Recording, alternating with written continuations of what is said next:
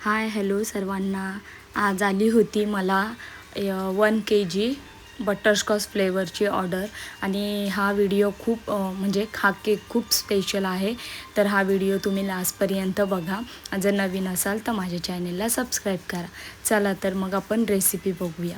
हे बघा, आता जो 1 kgचा केक होता ना, त्याचे 3 लेअर वगैरे कट करून घेतलेले आहे. मस्त शुगर सिरप लावून सोक करून घेतले.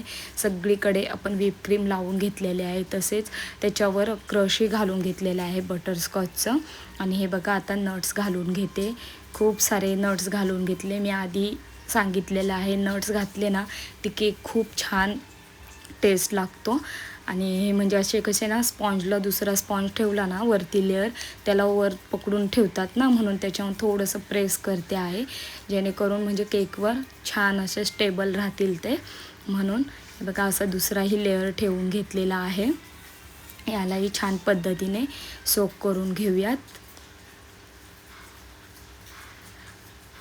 जास्तही सोक नाही करायचा, लागेल तेवढाच म्हणजे चेक करूनच सोक करायचा. कमीही नाही करायचा आणि जास्त पण म्हणजे असं जास्त पण नाही करायचा, नाही तर केक कसा ना एकदम मऊ मऊ पडतो, म्हणजे टेस्ट नाही देत खाण्याला.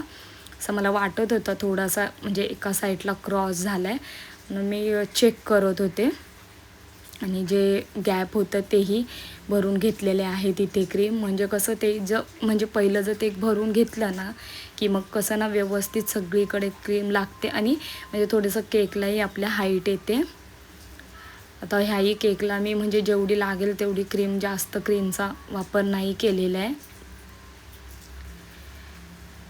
थोडी थोडीच क्रीम लावून घेतलेले आहे मी सगळीकडे.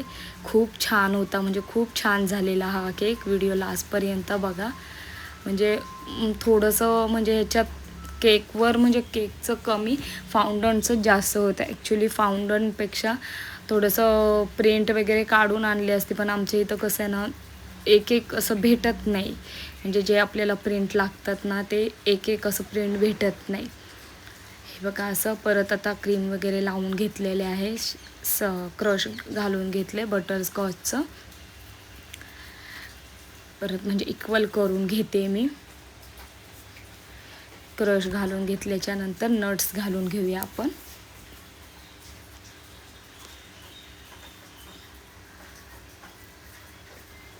आणि हा केक बनवून मी साधारण चांगला म्हणजे भरपूर सेट केला होता.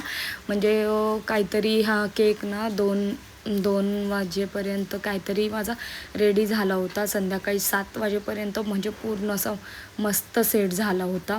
पण काय ते जाताना थोडासा म्हणजे हा केक थोडा लांब जाणार होता आणि पाऊस पण खूप होता, मग त्याच्यामुळे मग थोडासा केकचा डॅमेज झाला होता.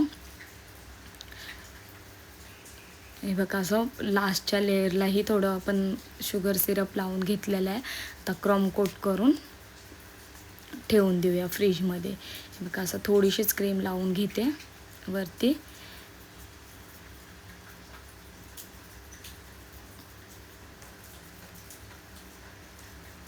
सिम्पल होता, छान वाटत होता. म्हणजे सिम्पल, काहीच डेकोरेशन नव्हतं.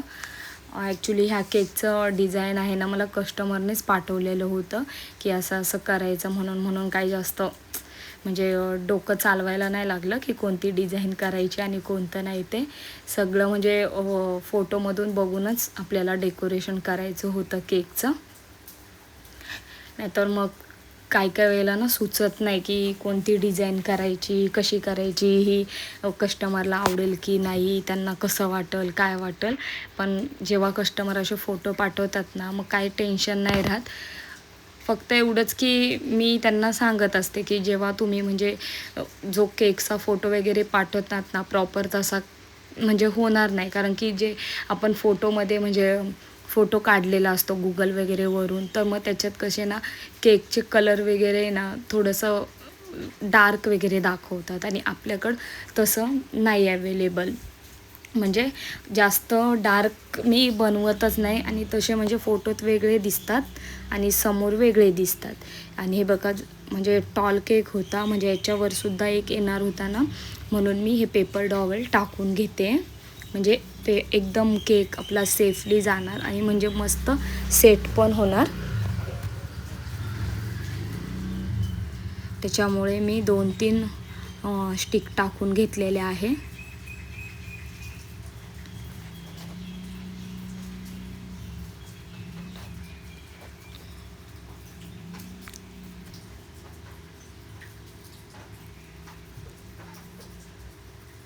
तीन टाकून घेतलेले आहेत. आता हा तो आपण क्रम कोट करून फ्रीजमध्ये सेट होण्यासाठी ठेवून घेतलेला आहे. ह्याच्यावर आहे ना म्हणजे पाव किलोचा होता हा, म्हणजे जो आत्ता जो दाखवला तो 1.25 किलोचा होता, म्हणजे असं टोटल मिळून हा 1 किलोचा झाला. तर त्याच पद्धतीने आपण हा जो वरचा छोटासा त्याच्यावर ठेवून घ्यायचा आहे ना, तर हा सोक करून घेतला आणि हा वर ठेवायचा आहे ना त्याच्या. मग जो खालची लेअर असते ना ही कमी सोक करायची, जेणेकरून आपल्याला कसं ना असं उचलून ठेवायचा असतो त्याच्यावर ना प्रॉपर. मग ते कसं तर थोडंसं सोक कमीच करायचं, कारण उचलताना मग तो कधी जो हा स्पॉन्ज आहे ना हा तुटू पण शकतो. मग त्याच्यामुळे आहे ना हा थोडासा म्हणजे करायचा, पण एकदम नॉर्मली सोक करायचा. आपला म्हणजे अंदाज पकडून सोक करायचा की कितपर्यंत आपल्याला सॉफ्ट लागतोय, की आपल्याला उचलताना प्रॉपर हा उचलता येईल का, त्याच्यावर ठेवता येईल का, हा अंदाज पकडूनच सोक करायचा. तर हे बघा सोक करून घेतलं. क्रीम ही छान लावून घेतलेली आहे. त्याच्यावर बटरस्कॉच क्रश घालून घेतलेला आहे आणि आता हे नट्स घालून घेते. हे बघा बटरस्कॉच केक खूप छान लागतो. तुम्ही जर ट्राय केला नसेल तर नक्की ट्राय करून बघा एकदा.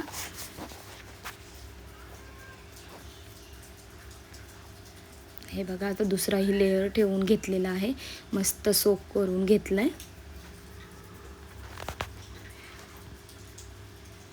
म्हणजे खालती आपण केलं ठीक आहे, पण वरती कसं ना जास्त सोक नाही करायचा. तो होतो बॅलन्सिंग होतो आपोआप, पण ते पण आपल्या ह्याच्यावर आहे, आपण किती केकला बेस्ट देतो. हे बघा असं ते हे होतं, गॅप होता ना, नट्स घालून घेतलेला आहे.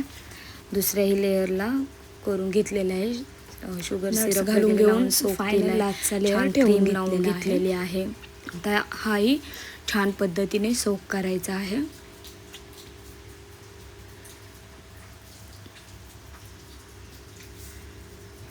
बघा वरचाही लेअर आता सोक करून घेतलेला आहे मस्त असा. आता सगळीकडे पण क्रम कोट करून घेण्यासाठी थोडी थोडीशी क्रीम स्पॉन्जला लावून घ्यायची आहे आणि तोही आपण फ्रीजमध्ये ठेवून घेऊया. आता जो हा आधी ठेवलेला ना क्रम कोट करून खालचा, तो काढून घेऊया आणि आता याचं फायनल फिनिशिंग करायला सगळीकडे क्रीम आपण लावून घेऊया.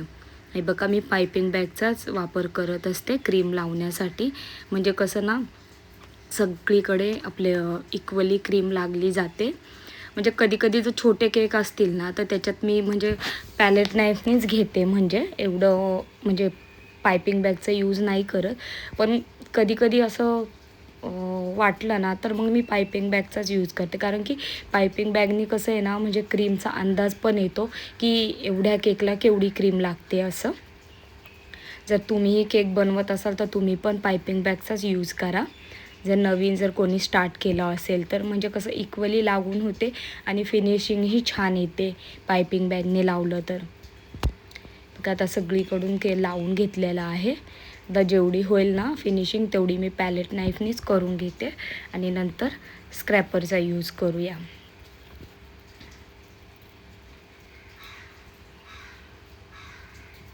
कारण पाऊस खूप होता ना तर क्रीम एकदम म्हणजे घट्ट झालेली होती, कारण मी जास्त बीट पण नाही केली, जास्त बीट केलीच नव्हती मी. आपलं 10 ते 12 मिनटातच क्रीम आपली रेडी झालेली होती. हे बघा छान मस्त स्क्रॅपर फिरवून घेतलेला आहे. थोडीशी क्रीम लावली होती मी. स्पॉन्ज हा दिसत होता, पण नंतर हाईड करायचं हे केलं मी. पण खूप म्हणजे गडबड चालू होती मला. म्हणजे मला टेन्शन कसं आलेलं की हा केक म्हणजे व्यवस्थित गेला पाहिजे म्हणून. इतका पाऊस होता ना की मला म्हणजे थोडंसं टेन्शनच आलं होतं की व्यवस्थित जातो की नाही. पण खूप म्हणजे थोडं असं हेच झालं, डॅमेज झाला. मला खूप म्हणजे वाईट वाटलं की एवढी मेहनत, एवढं हे सगळं करूनसुद्धा एवढं केक हे झाला, पण कस्टमर काय नाही बोलले. ते बोलले ठीक आहे म्हणून, एवढं काय नाही चालतं म्हणून, पण टेस्ट खूप छान होती म्हणून जाऊ द्या म्हणून असं. हे बघा आता वरचंही तो खालचा सेट हे करून घेतला, फिनिशिंग वगैरे तो परत फ्रीजमध्ये ठेवून घेतला. आणि आता हा क्रम कोट करून ठेवून घेतला होता ना, तर तो आता फायनल फिनिशिंग करून घेऊया आपण. तर हा मी ना केक ह्याच्यावरच बनवला, टीनवरच बनवला, कारण की परत बोर्ड काढा त्याच्यावर बनवा, मग त्याच्यामुळं कसं आहे ना, छोटाच होता ना, मग हा मी टीनवरच बनवला होता. पण नंतर असं वाटायला लागलं की बोर्डवर बनवायला पाहिजे होता, कारण की आहे ना फिरवायला असं मला जमतच नव्हतं, की भीती वाटत होती की पडल की काय म्हणून केक. त्याच्यामुळे मी हळूहळूच करत होते. हे बघा असं थोडंसं हलवत होता, म्हणजे ते टीने ना भांडं आहे ना केकचं, तर ते असं थोडंसं हलवत होतं, म्हणून भीती वाटत होती की केक पडतो की काय, पडतो की काय. पण तो कसा ना सेट झाला होता, पाऊस असल्यामुळे कसं ना एकदम कूलिंग भरपूर होती. बाहेर ठेवला तरी पण म्हणजे क्रीम मेल्ट होत नव्हती, काहीच होत नव्हतं. पण उन्हाळ्यामध्ये भरपूर प्रॉब्लेम देतात. तसं कसं आहे ना हिवाळ्यात आणि पावसाळ्यात नाही होत जरा प्रॉब्लेम, म्हणून तो कसा ना भांड्याला असं जरा पकडून ठेवला होता. पण मला भीती वाटत होती की पडतो की काय. पण झाला हा पण छान मस्त फिनिशिंग करून झाला. जेवढी आपण केकला फिनिशिंग करू ना, तेवढा केक आपला ॲट्रॅक्टिव्ह दिसतो. म्हणजे भलेही सिम्पल डिझाईन असली ना, पण फिनिशिंग छान असली ना, तर तो केक दिसायला खूप छान दिसतो. हे बघा आता ह्याचं पण मस्त असं हे झालेलं आहे, फिनिशिंग वगैरे करून घेतलेली आहे. तर म्हटलं जरासा प्लेन दिसत होता ना, म्हणून म्हटलं थोडंसं ह्याच्यावर हे करून घेऊया, आपण फ्रिल करून घेऊया. म्हणजे प्लेन केक कसे ना आजकाल दिसायला थोडेसे डल वाटायला लागलेत मला, म्हणजे स्पेशली मला असं वाटतं, म्हणून मी थोडंसं असं लाईन करून घेत असते केकवर. हे बघा आधी आता दोन्ही केक आपले सेट करण्याला ठेवलेले आहेत. आणि आता हे फाउंडनचं काम मी करायला घेतलेलं आहे. हे व्हाईट फाउंडन आहे, त्याच्यामध्ये मी ब्लॅक कलर टाकून घेतलेला आहे. आणि हे जे हार्ट वगैरे हे बघा, हे असे कपलचं होतं ना, ते माझ्याकडे आहे ते कटर, त्याच्यानेच मी करून घेतलेलं आहे. आणि आता मस्त असं पूर्ण मस्त सेट करून घेतलं आहे बघा. हे असं म्हणजे फादरच्या अशा हे होतं, आणि हे सगळं बनवून घेतलेलं आहे. हे हार्ट वगैरे येल्लो कलरचे होते, तेही बनवून घेतलेले. नाव म्हणजे त्या केकवर टाकायचं होतं, तुम्ही पुढे बघाच नाव काय आहे ते. हे सगळं बनवून घेतलेलं आहे. आणि आता असेंबल करते आहे मी केक. वरतीही मी मोठी स्टिक घालून घेतलेली आहे पेपर डॉवेलची, आणि ते आपण स्टिक करून घेतलेलं आहे छान पद्धतीने. आणि आता इथे म्हणजे ते कपलचं आहे, ते कपलचं लावून घेते मी. हे बघा हे कामं आहेत ना असे खूप बारीक असतात, म्हणजे ते एकदम काळजीने करायला लागतात. फाउंडनचे कामं जे असतात ना ते खूप, आणि एक तर पावसाळा असल्यामुळे ना ह्याला ना इतकं पाणी सुटतं ना, तुम्ही कितीही काळजी करून बनवलात, कितीही काळजी घेतलीत ना, पण तरी पण कुठे ना कुठं म्हणजे असं थोडंसं ते फाउंडन वर्क आहे ना ते थोडंसं डलच होतं.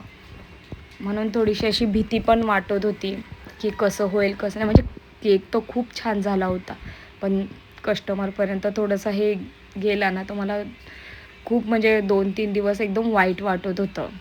पण जेव्हा कस्टमर खूप म्हणजे समजून घेतात ना तर खूप छान वाटतं, म्हणजे थोडंसं रिलॅक्स वाटतं असं. हे बघा बेस्ट डॅड, आणि म्हणजे वरती आहे ना तर म्हणजे मुलगी आणि तिचे वडील असं आहे, म्हणजे बेस्ट डॅड, आणि खाली आहे ना कपल आहे ते बेस्ट हजबँड असं. हे बघा हा आहे फायनल लुक केकचा.